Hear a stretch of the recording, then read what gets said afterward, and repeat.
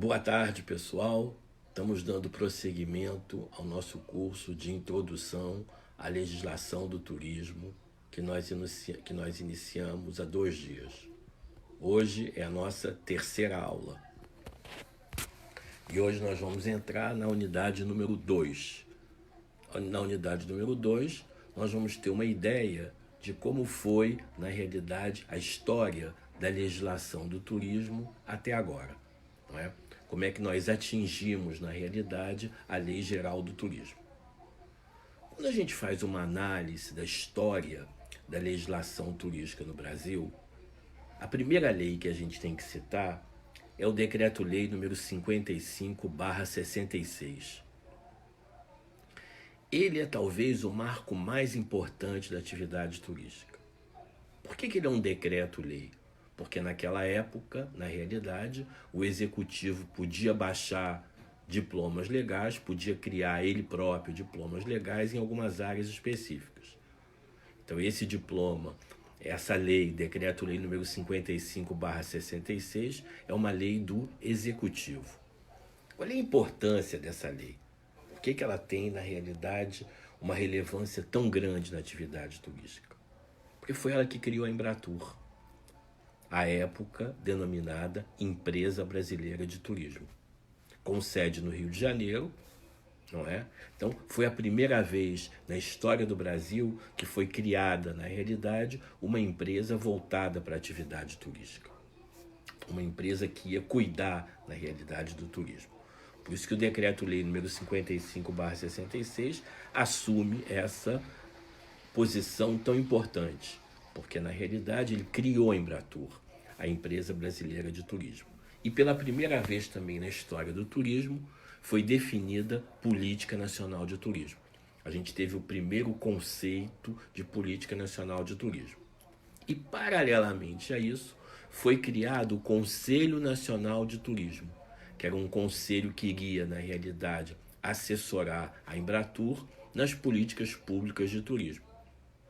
Então o Decreto-Lei número 55/66 ele é vital, porque ele criou a Embratur, a primeira estrutura oficial de turismo no Brasil.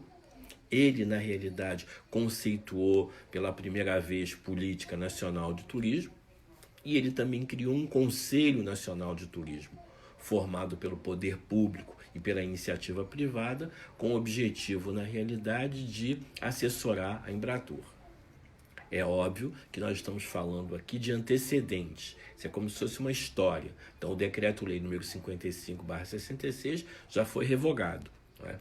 Ele já foi revogado, ele já foi substituído por outros diplomas legais. Mas só para vocês saberem que a história da legislação turística no Brasil começa, então, com o Decreto-Lei número 55/66.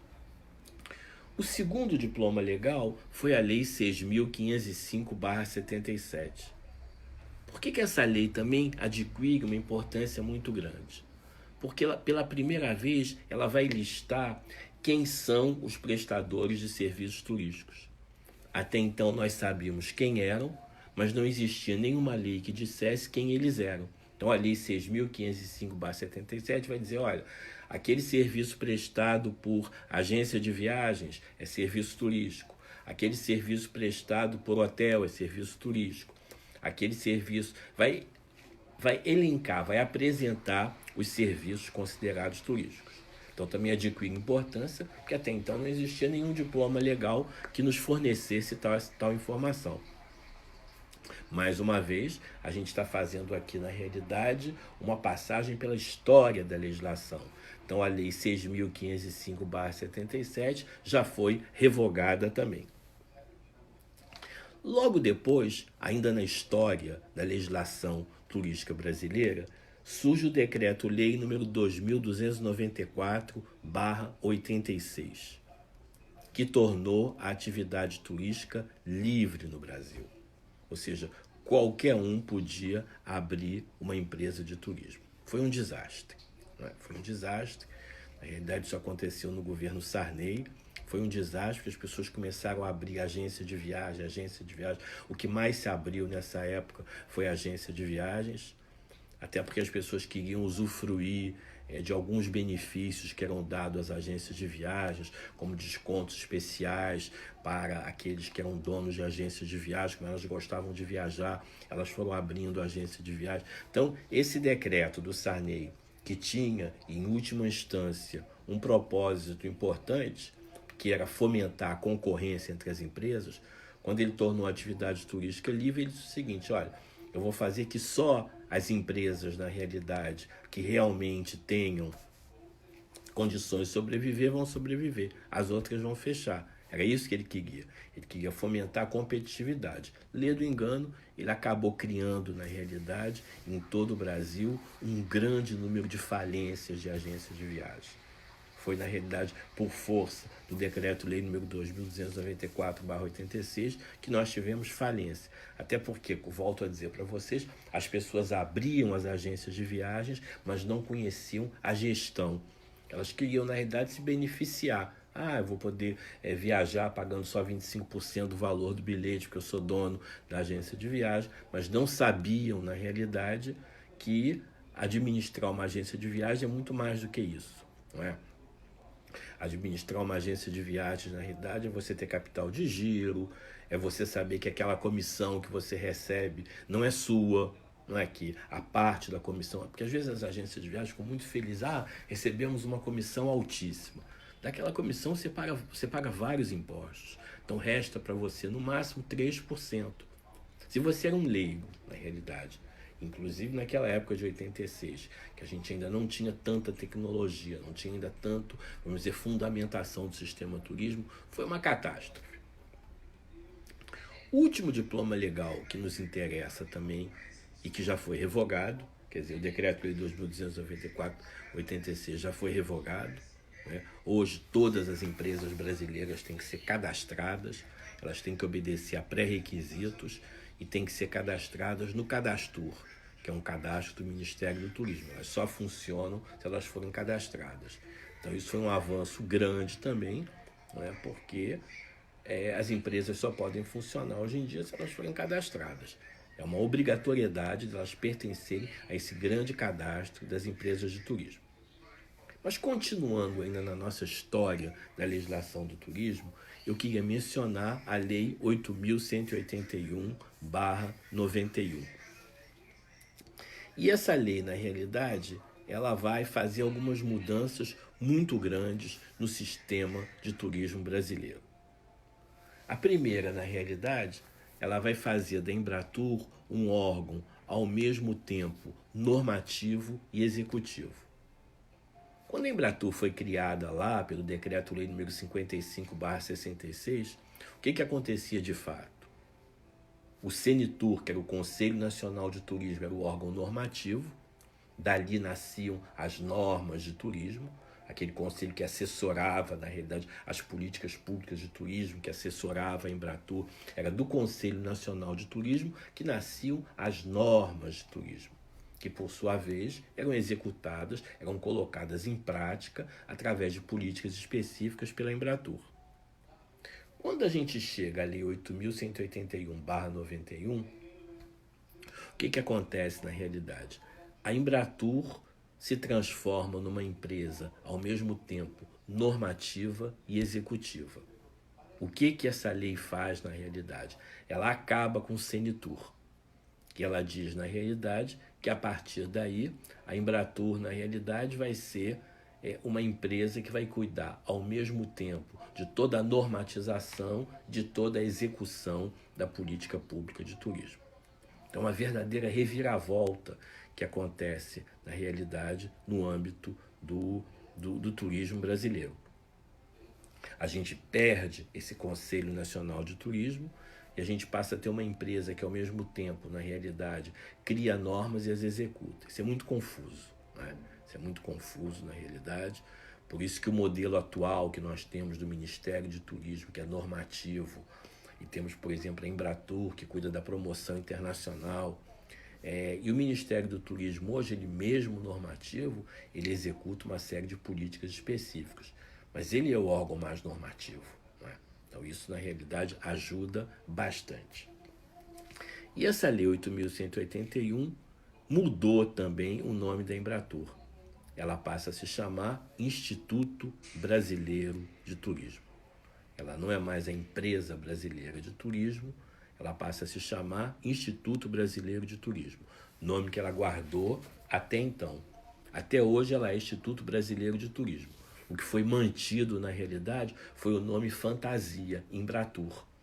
Então a pessoa olha Embratur, pensa logo, Empresa Brasileira de Turismo. Não, esse é o nome fantasia, a marca, na realidade. Como já era uma marca muito forte, né, os marqueteiros resolveram deixar Embratur. Não colocaram Embratur, porque ia ser uma confusão na cabeça das pessoas. Então deixaram Embratur, e a Embratur, a partir da lei 8.181/91, passou a se chamar Instituto Brasileiro de Turismo. Meus amigos, essas foram algumas noções sobre a história da legislação turística brasileira e os quatro principais diplomas legais, as quatro principais leis que nortearam esse processo. Decreto-Lei número 55/66, que criou pela primeira vez a Embratur, conceituou Política Nacional de Turismo e criou o Senitur, Senitur como órgão normativo e Embratur como órgão executivo. Então esse, sem dúvida alguma, é o marco mais importante do início de um turismo estruturado. O turismo, na realidade, se tornou estruturado com a Lei 55/66. Foi ela, na realidade, que estruturou efetivamente a atividade turística. Por outro lado, a Lei 6.505/77, também já revogada, não é? Mas que faz parte dessa história da legislação turística, teve um papel primordial por elencar pela primeira vez, por listar pela primeira vez quem eram os prestadores de serviços turísticos. E veja uma coisa, o que ela fez também foi, além de elencar todos os prestadores de serviços turísticos, para cada um desses prestadores de serviço ela criou um decreto. Lembram-se que eu disse para vocês ontem que a lei, na realidade, não é perfeita e que ela precisa ser aprimorada. E, normalmente, como é que a lei é aprimorada? Ela é aprimorada através de um decreto, né? O decreto é como se fosse o modus operandi da lei. É ele que vai tornar a lei operacional. Então, a lei 6.505/77, já revogada também, ela elencou os prestadores de serviços turísticos e, para cada um desses prestadores de serviços turísticos, ela criou, na realidade, um decreto. E o conjunto desses decretos formou, pela primeira vez na história da legislação brasileira, o conjunto desses decretos formou a legislação dos prestadores de serviços turísticos. Vejam, na realidade, como é que o turismo foi avançando, né? Primeiro se criou a Embratur, Política Nacional de Turismo, Conselho Normativo, depois se elencou os prestadores de serviços turísticos, para cada prestador de serviços turísticos surgiu um decreto, o conjunto desses decretos deu origem à legislação dos prestadores de serviços turísticos, até que a gente chega no Decreto-Lei número 2.294/86, no governo Sarney, cujo objetivo era tornar a atividade turística mais competitiva. Então, o que Sarney fez? Tornou a atividade turística livre no Brasil. Qualquer um poderia se dedicar à atividade turística a partir do Decreto-Lei número 2.294/86. Lê do engano dele. Foi um caos. Na realidade, muitas pessoas que gostavam de viajar resolveram abrir agências de viagens. Por quê? Porque normalmente o dono de agência de viagem tem uma série de descontos especiais quando ele viaja. E naquela época existia o chamado AD75. O dono da agência só pagava 25% do valor do bilhete. Então, para quem gostava de viagem, foi uma beleza. Eu vou abrir uma agência de viagem, já que é livre, qualquer um pode abrir, me instalo, abro uma agência de viagem e com isso consigo sobreviver. Só que não conseguiram sobreviver e acabaram falindo. Na realidade, o decreto de Sarney criou o maior número de falências na atividade turística, porque as pessoas não sabiam administrar. Vejam bem, quando você administra uma agência de viagens e você recebe várias comissões de prestadores de serviço, o que fica para você realmente dessas comissões é no máximo 3%. Então você não pode pegar aquela comissão e pensar que aquele dinheiro é seu. Entrou aquela comissão, esse dinheiro é meu, já faz parte do meu caixa. Ele não faz parte do seu caixa. Dali você vai ter que pagar uma série de outros impostos. Dali você vai ter que pagar as pessoas que trabalham com você, etc. Então, no fundo, sobra para você de 1 a 3%. E é claro que essas pessoas não sabiam disso. E o que aconteceu na realidade foi que a gente teve um número de falências muito grande. Finalmente, o último diploma legal que nós temos que mencionar é a Lei 8.181/91. Porque o que ela fez na realidade? Ela mudou o nome da Embratur. A Embratur, que até então era conhecida como Empresa Brasileira de Turismo, passou a se chamar Instituto Brasileiro de Turismo. Não é? Só que ela manteve o nome fantasia Embratur. Por isso que até hoje, mesmo ainda sendo Instituto Brasileiro de Turismo, ela manteve o nome fantasia Embratur, porque já era um nome de marketing muito forte na realidade. Nas feiras internacionais, nas campanhas, enfim, no material promocional. Então ela manteve esse nome Embratur. Mas o que essa lei 8.181/91 fez foi acabar com o Senetur, com o Conselho Nacional de Turismo. Ela acabou com aquele setor que era normativo e fez da Embratur um órgão ao mesmo tempo normativo e executivo. Ela passou a criar normas e passou a executar normas. Não é? E aí, com esses 4 diplomas legais, nós tivemos uma noção da história da legislação do turismo no Brasil. Todos esses 4 diplomas legais já foram revogados. Né? A gente só está, na realidade, apresentando aqui para que vocês tenham uma noção de como foi a história da legislação turística brasileira e como ela evoluiu. Tá bom? Muito obrigado pela atenção de vocês. Espero que eu tenha despertado hoje algum interesse, alguns conhecimentos novos. E amanhã nós voltamos às 14 horas com o nosso curso de Introdução à Legislação do Turismo. Lembro para vocês que esse curso não é para especialistas. É um curso, na realidade, que é dado para pessoas que têm interesse na atividade turística e que querem conhecer um pouquinho, na realidade, da sua operação, do seu amparo legal, das suas leis, não é? Então é mais uma coisa introdutória, na realidade, tá bom? Muito obrigado, um abraço para vocês e até amanhã. Muito obrigado, hein?